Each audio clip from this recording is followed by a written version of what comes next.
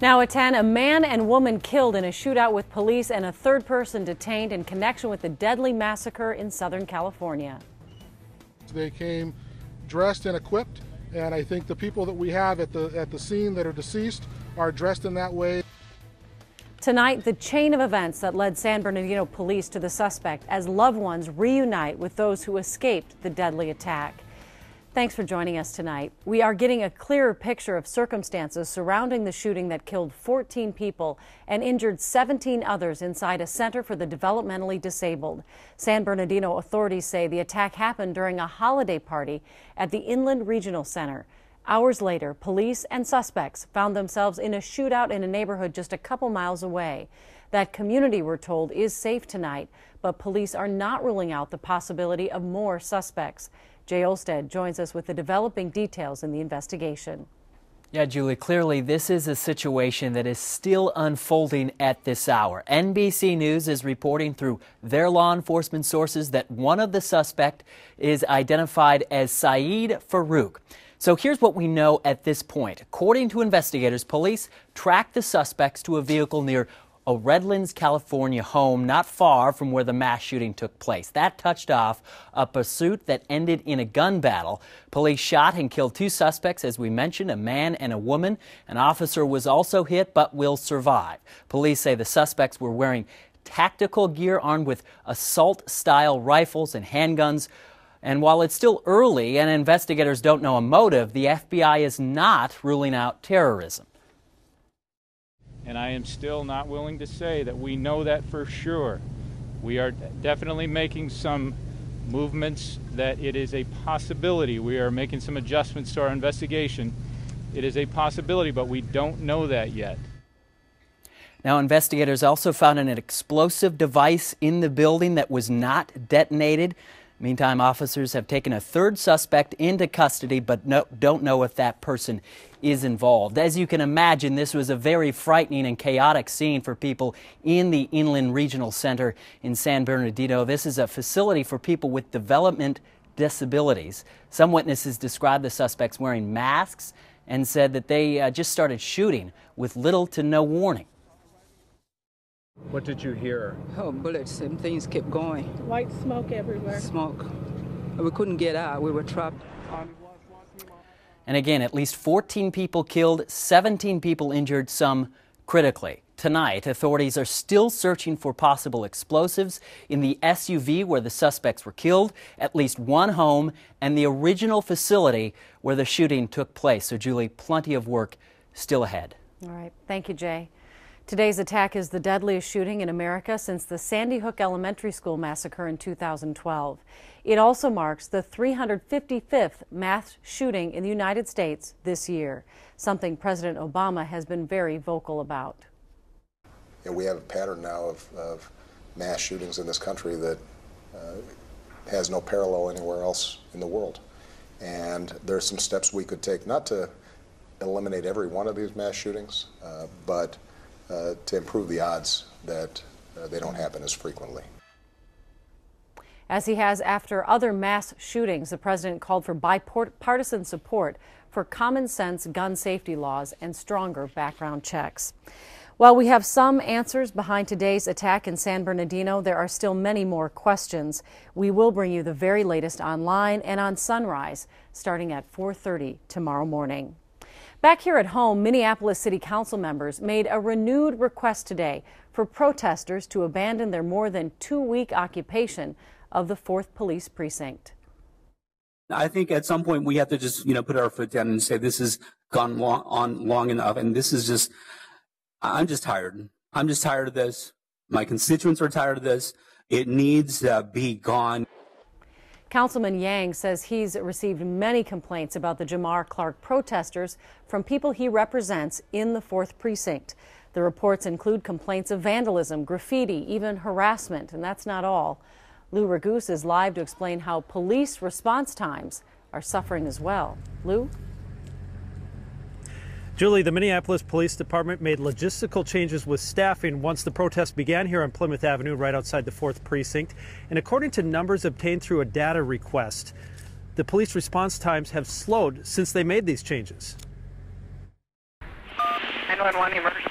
When someone calls 911 for a crime in progress or when someone's life is in danger, Minneapolis police categorize it as a priority 1 call. Consistently, from April through the first 2 weeks of November, after being dispatched on those calls, officers from the 4th Precinct have responded in an average of 5 minutes, 25 seconds.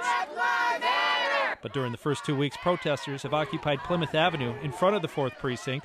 That response time jumped to 6 minutes, 17 seconds, a 16% slowdown. So yes, we are concerned about that. Assistant Chief Chris Arneson says she's concerned, but that the 52-second slowdown in response is not a risk to public safety. No. Police Union head Bob Kroll disagrees. Ask your wife if someone's kicking in her door and the police are going to get there 52 seconds slower now. Is that a community danger? Absolutely it is. City Council President Barb Johnson today, after looking through the numbers, feels the same way. So people are not safe because the police take too long to get there. Assistant Chief Arneson says many 4th Precinct officers have to remain inside the precinct to protect the building while the protests take place.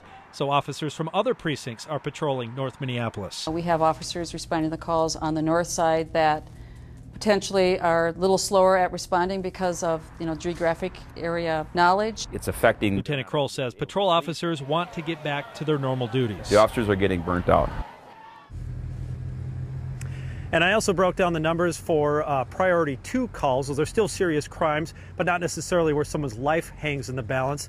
And the average response time during the protests has been about 2 minutes slower than before for the past 7 months before. That's a 25% spike. Although the assistant chief says the protests are not the only factor. There were also 6 murders in the city during that 2-week span, and those also take a lot of manpower. Julie? And just give us some idea, how many people are camped out there tonight, Lou?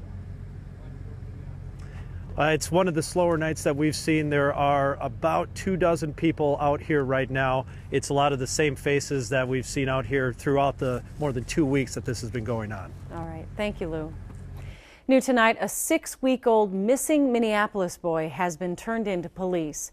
Police say a man gave the child to officers at the Police Athletic League office around 7 tonight. Officers believe the boy's mother, Latrice Pittman, took the baby 1 week ago. Pittman lost her parental rights. Authorities fear that Pittman may not be able to care for the boy because of a medical issue. Investigators say they would still like to talk to her. A grim statistic out today from the Minnesota Department of Public Safety. According to DPS, even though we have nearly a month left in 2015, we've already had more highway deaths this year, 365, than in all of last year. High numbers compared to 2014 include 61 motorcycle deaths and 36 pedestrians killed. Speed, drunk driving, and distracted driving were top contributors. Well, heading outside now, lingering clouds are on their way out, which means sunshine tomorrow. Belinda joins us with the first look at our forecast. Belle? Well, Julie, we haven't seen the sun since Saturday. Of course, the clouds rolled in Sunday, the snow moved in Monday, and now we've still had the residual clouds over us. We did top out at 34. It's only 30 because that cloud deck has been keeping us mild. Now, when the clouds do move away, we do expect that with clear skies, and that is happening as we speak, with the clouds clearing away, we will drop down to 22 at the bus stop tomorrow morning. Along with that, we could have a little bit of patchy fog. We're going to talk about how late it looks as though the ice could form on Minnesota lakes. We could have a record in many locations because it's so warm, and we'll talk about that. And of course, the 7-day coming up in a couple of minutes. All right. Thank you, Belle. New details tonight related to the case of 2 state lawmakers cited by a park ranger who says he saw them making out in a car. A Dakota County Water Resources employee has been charged with a misdemeanor. He's accused of forwarding the report that detailed the citations of Republican Representatives Tara Mack and Tim Kelly. The pair initially accused the ranger of lying, but later paid the fines. A victory today for supporters of medical marijuana in Minnesota. State health officials will allow patients with chronic pain to use the drug. The move is expected to significantly increase the number of people in the program. Before today's ruling, that number was rather small. New tonight, Jay Olstead has reaction from a patient who will soon be able to find relief. After months of debate, the final word came from the Minnesota Department of Health. The right and compassionate choice was to add intractable pain to the program list of qualifying conditions. Starting in August, people with severe pain will be allowed to use medical cannabis if their doctor signs off. Today I got the call and they passed it, and I'm so happy. 50-year-old Doug McChesney has been out of work for 8 years because of a neck injury. He says he's had to illegally smoke marijuana to relieve some of the pain. And hopefully I can get some sleep now. You know, maybe that'll help me sleep. That's what I'm hoping. But not everyone is convinced. We're supposed to do evidence-based care. Dr. David Thorson is the president of the Minnesota Medical Association. He's willing to sign for his patients, but he says the majority of physicians he represents will not. What we're hearing from our physicians is they do not feel that the evidence is there to justify the use. A decision made, but the debate continues. Jay Olson, KARE 11 News. Well, many doctors want more study done on the benefits of medical marijuana use, but the Drug Enforcement Administration won't allow that research in the U.S. In Duluth, a German-operated cargo ship is stuck at anchor. The Coast Guard says they're investigating the ship for alleged environmental violations. The Guard is not detailing those alleged violations, only to say they didn't happen in Duluth. The ship has been there for almost a month. Still ahead at 10, looking for a home but don't think you'll qualify for a mortgage? A new program might make it easier. We'll explain in tonight's Take Care of Your Money report. Plus, meet two sisters who are playing in the NCAA Division II volleyball tournament for Concordia. And as we go to break, two great reasons to watch The Tonight Show. Brett Favre will make an appearance, and a couple of kid inventors from the Twin Cities impress Jimmy Fallon with their unique creation.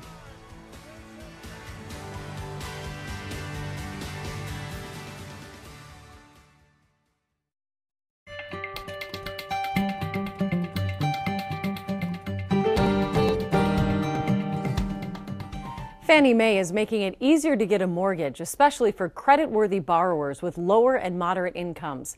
KARE 11's Chris Harapsky explains how the Home Ready program works.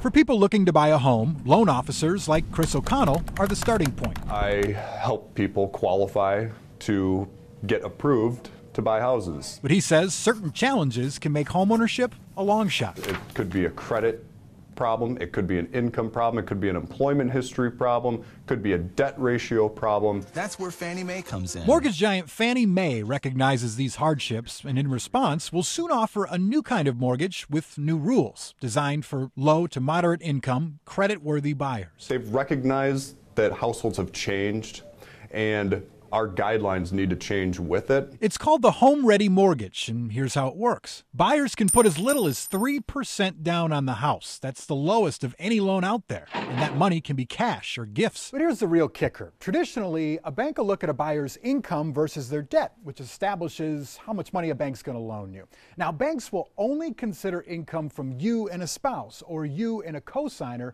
and that's it. Fannie Mae's new loan offer will consider income from other people living in the house while helping borrowers on the loan. This means if you live with parents or siblings, working children, maybe a roommate, as long as they make 30% of the household income, Fannie will include their income to help you qualify for a loan.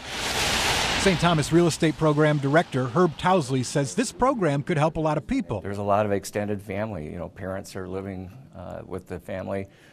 Children are staying home longer, and it allows you to be able to consider their income as well. According to Fannie Mae, in 2013, 14% of all households with a mortgage had extended family living there. Most commonly, adult children, unmarried domestic partners, and other relatives. Are there any potential negatives with loosening these restrictions? Well, I think the key to this is that they're going to do this with credit-worthy borrowers, and so I think that they're going to take a much harder look. They may change the criteria to qualify a little bit, but I don't think that they're going to borrow to anybody. I mean, it's not going to be like 2006, 2007, where you didn't have any documentation, you didn't have anything, and I don't see them going down that road again. I think that they're going to do the underwriting a little bit more carefully this time. If this option intrigues you, stand by. The Home Ready program goes live before the end of the year. Chris Harapsky, KARE 11 News. Well, this mortgage does come with a catch. There are median income limits for all areas except those designated in the census as low-income areas. You can find out more at KARE11.com. Well, our warmer than normal weather is having an impact on an important winter milestone in Minnesota, the Ice In date. The DNR says that's usually when a lake is fully frozen over. For lakes around the metro, that window varies from the 1st of November to mid-December. If you have been past a lake in the last couple days, you may have seen slush or patchy thin ice. Tomorrow on Sunrise, Alan Costantini takes a look at the implications of this late ice season. Belinda, I wasn't sure if you were aware. Have many people pointed out to you that it's a little late to have ice in? Well, I mean, ice fishermen and women are letting me know that they're not very happy with the 7-day forecast, and you know, they shouldn't be happy with it. So the ice in dates, typically in northern Minnesota, the median date is right around just before Thanksgiving, and the median date here in the metro is this week.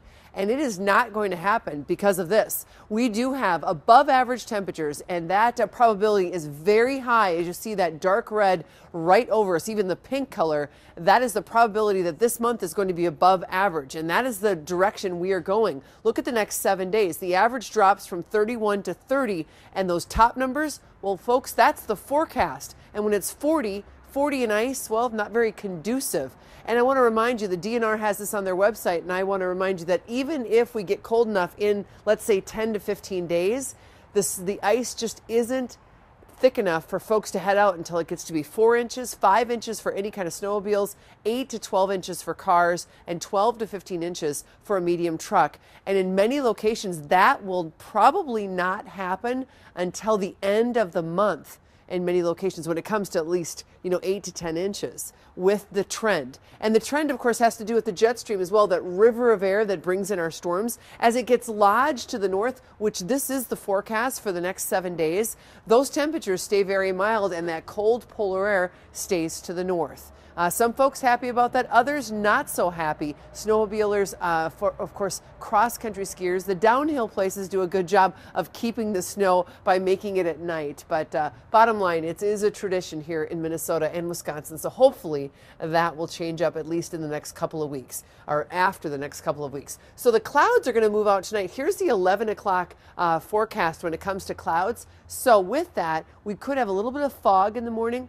And tomorrow the sun will be out. It'll be colder in the morning with the clear skies. We're forecasting 22, and then plenty of sunshine tomorrow and really all the way through the week. Here's your school bus forecast. A little bit of morning fog. Best chances right along the Minnesota River. 22 for the forecasted low as you head out to the bus stop tomorrow morning or head out the door. Then by the time you head to recess, folks, 36 degrees. And then heading home, as the kids are heading home, it will be right around 31 degrees. So that's how it works. Actually, 31 for recess, 36 for heading home. 36 will be our daytime high tomorrow. 42 on Friday with plenty of puddles out there. And then we move into this weekend, the first weekend of December. The average high is 30. We're going to hit 44 and 40. A little bit more cloud cover on Saturday, more sunshine Sunday. The sunset 4:32, a bit breezy on Saturday as well. And that is our earliest sunset that we have. So that is good news. We've made that mark, and we'll have that for a while. And then, of course, after the winter solstice, we'll head in the other direction. It'll take a while for that to happen, but eventually we will. There it is. Monday, Tuesday, Wednesday, that temperature profile stays pretty darn warm. Overnight lows freeze up, so we could have some frosty spots in the morning, but looks like plenty of sunshine, very quiet weather, no big storms in the forecast. So again, winter lovers, not liking me too much, but others, pretty darn happy. But sun lovers are loving you right now. That's the thing. It's just, it's here or there. Thanks, Belle. Okay. Coming up in sports, the Vikings talk strategy against the Seahawks star quarterback ahead of Sunday's big game. Plus a golden opportunity for two sisters who know how to make some big plays on the volleyball court for Concordia College.